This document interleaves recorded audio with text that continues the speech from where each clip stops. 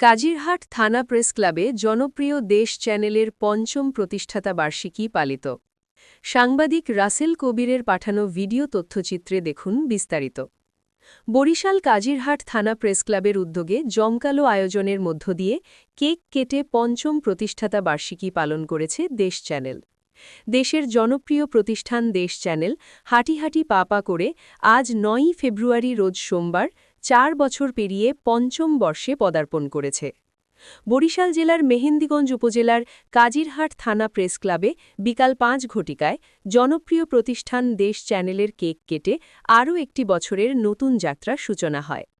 উক্ত অনুষ্ঠানের সার্বিক দায়িত্ব পালন করেন কাজিরহাট থানা প্রেস ক্লাবের সাধারণ সম্পাদক ও দেশ চ্যানেলের মেহেন্দিগঞ্জ উপজেলা প্রতিনিধি মোহাম্মদ রাসেল কবির। অনুষ্ঠানের সভাপতিত্ব করেন সাংবাদিক শাহিদুল ইসলাম। প্রধান অতিথি ছিলেন সাংবাদিক এস.এম. শাহ আলম।